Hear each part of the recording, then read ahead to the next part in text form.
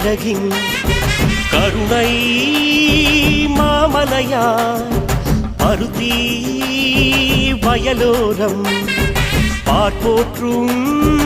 அவதாரம் மூட்டை சுவாமி கணக்கன் பட்டி சித்தரையா